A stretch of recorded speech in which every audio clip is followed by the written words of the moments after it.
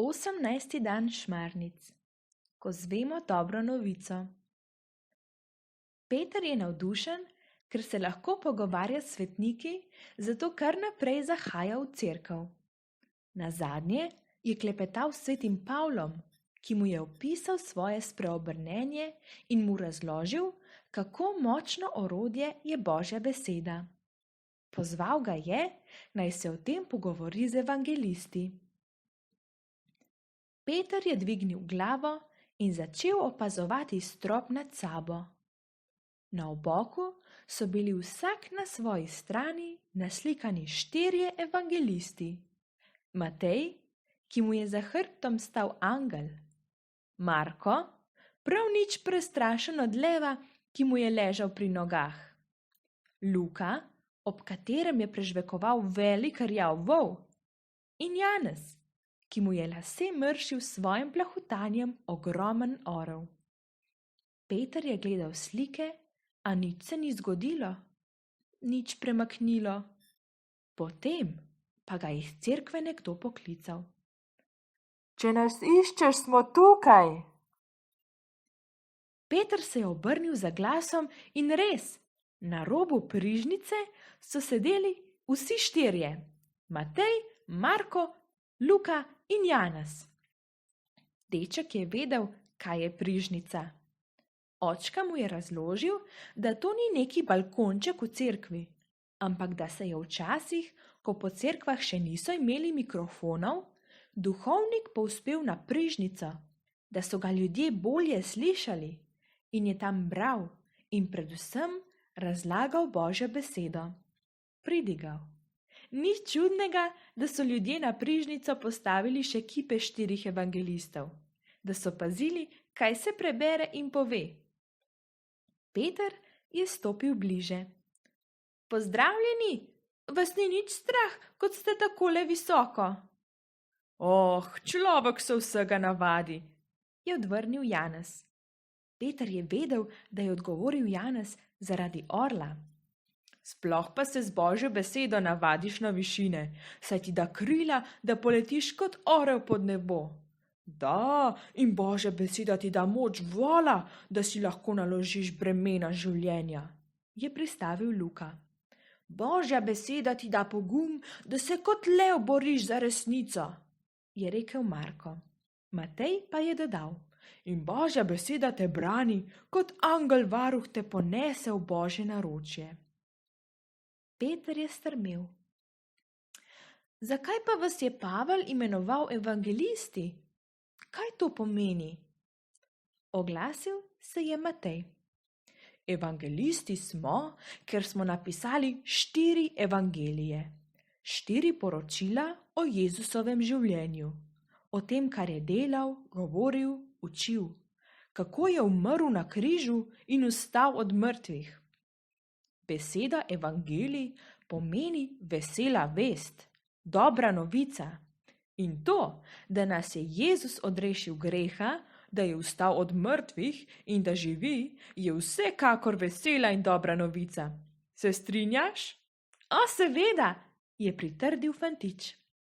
Odkar vem, da je Jezus živ, sem vedno dobre volje. No, vidiš, je povzel Luka.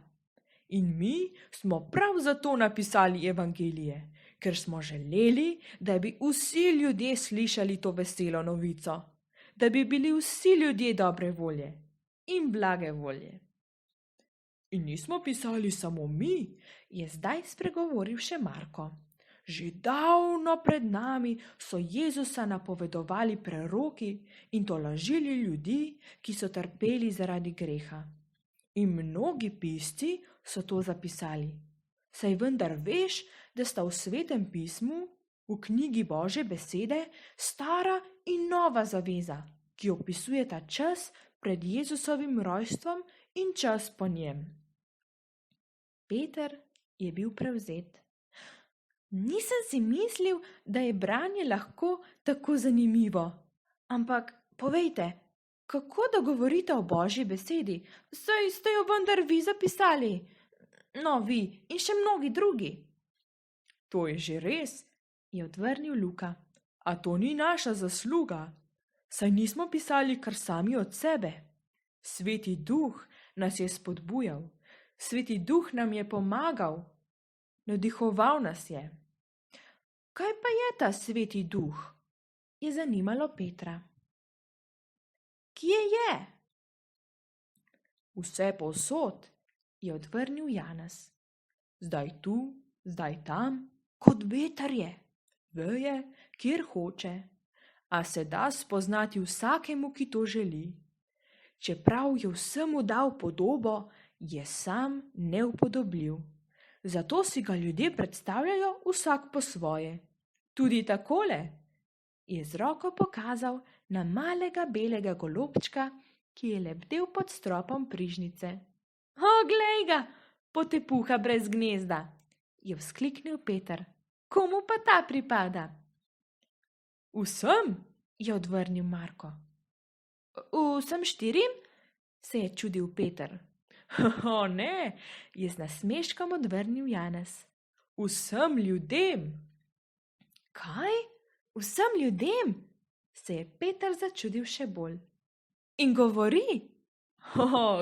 Govori, se je zasmejal Janez. Seveda govori, saj je Sveti Duh.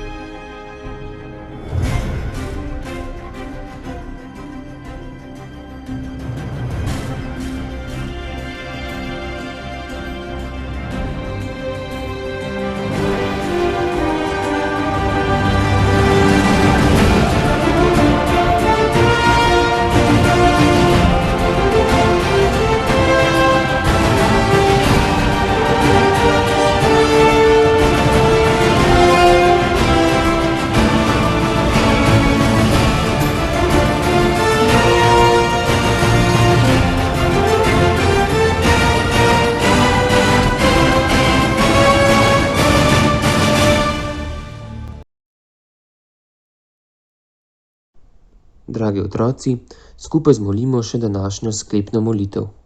V imenu Očeta in Sina in Svetega Duha. Amen.